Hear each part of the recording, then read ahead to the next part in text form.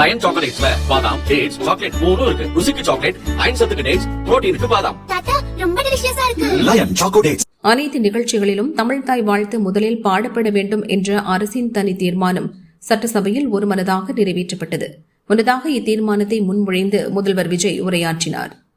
மொழி எப்பவும் தொடர்புக்கான ஒன்று தான், இல்லைன்னு யாரும் மறுக்கவே முடியாது. உலகத்தில் இருக்க எல்லா மொழிக்கும் இது பொருந்தும், அதையும் யாரும் மறுக்க முடியாது.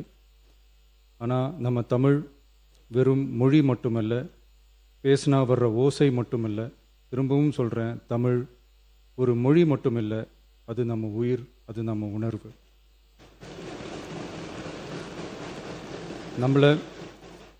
நம்மளை பெற்ற தாயை அம்மானு சொல்கிறப்பெல்லாம் பாசமும் சொந்தமும் நம்மளை அறியாமலே உயிரா உறவா உணர்வா தானா உள்ளுக்குள்ளே தோணும்ல. அதே மாதிரி ஏன் இன்னும் ஒரு படி மேலே போயே சொல்லலாம், தமிழ்னு சொன்னாலே எப்படி இருக்கும், என்ன ஆகும்னு சொல்லவா வேணும். தாய் எப்படி ஒரு மிகப்பெரிய புனிதமோ அப்படிதாங்க தாய்மொழியும். அதுலேயும் நம்ம தாய்மொழி தமிழ்மொழி இப்படி சொல்கிறதே போதும், எல்லாருக்கும் நம்ம தாய்மொழி உணர்வை பற்றி புரியும்னு நினைக்கிறோம். நம்ம தாயே நமக்கு மிகப்பெரிய புனிதம்னா நம்ம எல்லாருக்குமான தமிழ் தாய் பற்றி சொல்லவா வேணும். தாயை போற்றுகிற வாழ்த்துகிற தமிழ்நாட்டு மண் தமிழ்தாய் வாழ்த்து எப்படி விடவும் மாட்டோம்.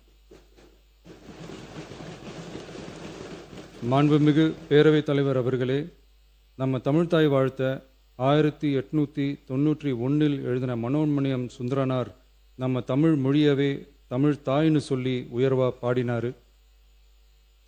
இந்திய துணை கண்டத்தை, இந்திய ஒன்றியத்தை அழகிய முகமா சொன்ன மனோன்மணியம் சுந்தரனார் அந்த முகத்தோட நெத்தியில் வைக்கிற பொட்டு தான், திலகம் தான் தமிழ் நாடுன்னு சொன்னார். இந்தியாவோட நெற்றியில் இருக்கிற பொட்டு மாதிரி ஒரு வெற்றி பொட்டு தான் நம்ம தமிழ்நாடு. அந்த பொட்டோட நறுமணம் உலகம் பூரா பரவுற மாதிரி தமிழோட புகழும் உலகம் பூரா பரவணும்னு சொன்னார். உண்மைதானே அது? இன்னைக்கு தமிழ் பேசுகிற மக்கள் இல்லாத நாடுகளே ரொம்ப குறைவு தானே. தமிழும் தமிழனும் இல்லாத நாடு எது? திரும்பவும் சொல்லலாம், தமிழ் ஒரு மொழி மட்டுமல்ல, அது ஒரு பண்பாடு, அது ஒரு நாகரிகம், அது ஒரு சிந்தனை, அது ஒரு அன்பு. தமிழ்னா விருந்தோம்பல், சுருக்கமாக சொன்னால் தமிழ்னா கெத்து, தமிழ்னா பவர். அந்த தமிழோட புகழ சொல்கிற தமிழ்தாய் வாழ்த்தில் அனைத்து உலகமும் இன்பமுறன்னு சொல்லி உலகத்தையே நம்ம தமிழ் உயர்த்தி பிடிக்குதே தவிர எந்த மொழியையும் எந்த மதத்தையும் எந்த இனத்தையும் ஏன் எந்த ஒரு தனி மனுஷனை கூட தாழ்த்தி பேசலை, யாரையும் கொஞ்சம் கூட காயப்படுத்தலை.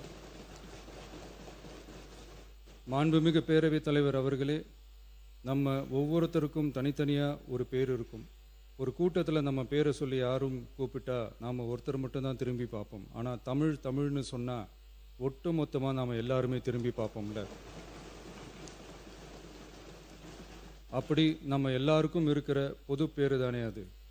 நமக்கு தமிழ்னு அடையாளத்தை கொடுத்ததே தமிழ் தானே. ஒரு பேரே, ஒரு சொல்லே, ஒரு மிகப்பெரிய வரலாறுனா அது நம்ம தமிழ் தான். அந்த தமிழை உயர்த்தி பிடிக்கிற தமிழை பின்னாடி தள்ளினா தமிழ்நாடு எப்படி பொறுத்திருக்கும்? ஒரு கட்சிக்கு பிரச்சனைனா சம்பந்தப்பட்ட அந்த கட்சி மட்டும்தான் போராடும். ஆனால் தமிழ்னு சொன்னால் ஒட்டுமொத்த தமிழ்நாடும் ஒன்றா வந்து நிற்கும். அதனால தான் சொல்கிறோம், தமிழ்னா உயிர், தமிழ்னா உணர்வு. உலகத்தில் தோன்றிய பல மொழிகள் காலப்போக்கில் மறைஞ்சு போய் இருக்குன்னு சொல்லுவாங்க. ஆனால் நம்ம தமிழ் காலகாலமாக நிலைச்சி நீடிச்சு நிற்கிற ஒன்று. தமிழில் என்ன இல்லைங்க, இலக்கணம் இலக்கியம்னு பல ஆயிரம் வருஷமாக இருக்கிறது நம்ம தாய்மொழிக்கு தானே.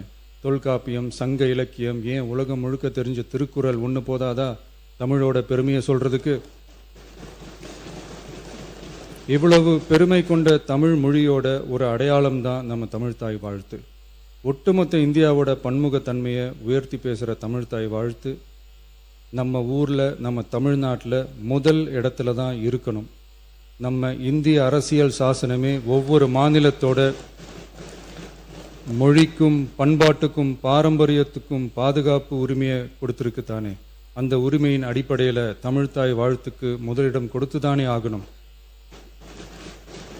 அதானே மாநில உரிமை.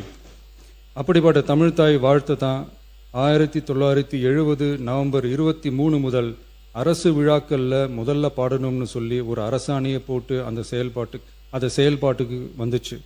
அதுக்கப்புறம் 2021 டிசம்பர் 17 முதல் மாநில பாடலா அங்கீகாரம் வழங்கப்பட்டுச்சு. அனைத்து கல்வி நிறுவனங்கள், பல்கலைக்கழகங்கள், அரசு அலுவலகங்கள், பொதுத்துறை நிறுவனங்கள் உள்ளிட்ட பொது அமைப்புகளோட நிகழ்ச்சிகள்ல தமிழ்த்தாய் வாழ்த்து கட்டாயம் பாடப்படணும்னு அரசாணையும் இருக்கு. 2026 ஜனவரி மாதம் 28 ஒன்றிய அரசோட கடிதத்தில் அரசு விழாக்கள்ல பின்பற்ற வேண்டிய சில நடைமுறைகள் வெளியிடப்பட்டது. அந்த ஆணையில மாநில பாடல் பத்தி எந்த வழிமுறையும் இல்லாம இருந்துச்சு. நம் அரசு பொறுப்பேற்றதும் கடந்த மே மாதம் 27 மாண்புமிகு பிரதமர் அவர்களுக்கு மாநில பாடல்களுக்கு உரிய அங்கீகாரம் வேண்டும்னும் ஒன்றிய அரசு வெளியிட்ட ஆணைக்கு திருத்தம் வெளியிடணும்னும் மாநில விழாக்கள்ல தமிழ்த்தாய் வாழ்த்த முதல்ல பாடுறதுக்கான உரிய வழிமுறைகளை வகுக்க வேண்டும்னு சொல்லி கடிதம் எழுதியிருந்தோம். அதை தொடர்ந்து போன ஜூலை மாதம் 9 கடிதத்தில் மாநில பாடல் பாடப்படுவது பற்றி இருந்துச்சு. ஆனால் நம்ம தமிழ்நாட்டில் 1970களில் இருந்து தமிழ்த்தாய் வாழ்த்து எல்லா அரசு நிகழ்ச்சிகள்லையும் கல்வி நிறுவனங்கள்லையும் தமிழ்த்தாய் வாழ்த்து முதல்ல பாடுறது ஒரு மரபாவே இருக்கு. அதுக்கான அரசாணையும் இருக்கு. மாண்புமிகு பேரவைத் தலைவர் அவர்களே, தமிழ் நமது உயிர் மூச்சு, தமிழ் மொழி நமது அடையாளம், தமிழ் பண்பாடு நமது பெருமை. அதனால தமிழ்த்தாய் வாழ்த்தின் மரியாதையை பாதுகாப்பதில் தமிழக வெற்றிக் கழக அரசு ஒருபோதும் சமரசம் செய்யவே செய்யாது. தமிழ்த்தாய் வாழ்த்தை முதலில் பாடுவது அரசியல் அமைப்பிற்கும் இந்திய ஒற்றுமைக்கும் எதிரானதில்லை. மாறா வேற்றுமையில் ஒற்றுமைன்ற இந்தியாவோட உயர்ந்த கொள்கையை வெளிப்படுத்துறது. மேலும் தமிழ்த்தாய் வாழ்த்தை முதல்ல பாடணும்னு சொல்றது அரசியல் சம்பந்தமான விவாதமா மாறணுங்கிற அவசியமே இல்லை. இது தமிழர்களின் பொது அடையாளம். நம்மை வேறுபடுத்துவதல்ல, ஒன்றிணைப்பது. மாண்புமிகு பேரவைத் தலைவர் அவர்களே, தமிழ்த்தாய் வாழ்த்தின் கண்ணியத்தையும் தமிழின் தொன்மையையும் தமிழர் பண்பாட்டின் பெருமையையும் பாதுகாக்கும் இந்த உயரிய பணியில் இந்த சட்டமன்ற பேரவையில் உள்ள அனைத்து உறுப்பினர்களும் கட்சி வேறுபாடுகளை மறந்து ஒன்றிணைந்து அனைத்து கல்வி நிறுவனங்கள், பல்கலைக்கழகங்கள், அரசு அலுவலகங்கள், பொதுத்துறை நிறுவனங்கள் உள்ளிட்ட பொது அமைப்புகளின் நிகழ்ச்சிகளிலும் தமிழ்த்தாய் வாழ்த்து கட்டாயமாக முதலில் பாடப்பட வேண்டும் என்று கொண்டுவரப்படும் இந்த தீர்மானத்திற்கு அனைவரும் ஆதரவு வழங்க வேண்டும் என கேட்டுக்கொள்கிறேன். தமிழ்த்தாய் வாழ்த்து தொடர்பான அரசினர் தீர்மானம். தமிழ் உலகின் தொன்மை வாய்ந்த செம்மொழியாகவும் தமிழர் நாகரிகம் உலகின் மிக பழமையான பண்பாட்டு மரபுகளில் ஒன்றாகவும் திகழ்வதை பேரவை பெருமையுடன் பதிவு செய்கிறது. மனோன்மணியம் சுந்தரனார் அவர்களால் 1891 எழுதப்பட்ட மனோன்மணியம் என்ற நாடக நூலின் பாயிரத்திலிருந்து எடுக்கப்பட்ட தமிழ்த்தாய் வாழ்த்து 1970 நவம்பர் 23 முதல் அரசு விழாக்களில் முதலில் பாடப்பட வேண்டும் என அரசாணை வெளியிடப்பட்டு செயல்பாட்டுக்கு வந்துள்ளது. 2021 டிசம்பர் 17 முதல் மாநில பாடலாக அதிகாரப்பூர்வ அங்கீகாரம் வழங்கப்பட்டு தமிழ்நாட்டில் அமைந்திருக்கும் அனைத்து கல்வி நிறுவனங்கள், பல்கலைக்கழகங்கள், அரசு அலுவலகங்கள், பொதுத்துறை நிறுவனங்கள் உள்ளிட்ட பொது அமைப்புகளின் நிகழ்ச்சிகளிலும் நிகழ்வு தொடங்குவதற்கு முன் தமிழ்த்தாய் வாழ்த்து கட்டாயம் பாடப்படும் என்று ஆணையிடப்பட்டுள்ளது.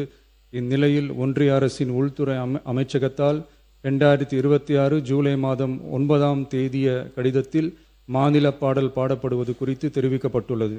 தமிழ்நாட்டில் 1970களில் இருந்து அனைத்து அரசு நிகழ்ச்சிகளிலும் கல்வி நிறுவனங்களிலும் தமிழ்த்தாய் வாழ்த்து பாடல் முதலில் பாடப்படுவது மரபுத்தன்மையாகவும் அரசாணைகளின் வாயிலாகவும் பின்பற்றப்பட்டு வருகிறது.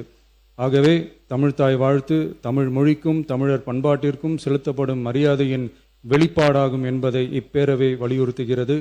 இந்திய அரசியலமைப்பு வழங்கியுள்ள மொழி மற்றும் பண்பாட்டு உரிமைகளின் அடிப்படையில் தமிழ்நாட்டின் பண்பாட்டு அடையாளத்தை நிலைநிறுத்தும் வகையில் தமிழ்நாட்டில் அமைந்திருக்கும் அனைத்து கல்வி நிறுவனங்கள், பல்கலைக்கழகங்கள், அரசு அலுவலகங்கள், பொதுத்துறை நிறுவனங்கள் உள்ளிட்ட பொது அமைப்புகளின் நிகழ்ச்சிகளிலும் நிகழ்வு தொடங்குவதற்கு முன் தமிழ்த்தாய் வாழ்த்து கட்டாயம் முதலில் பாடப்பட வேண்டும்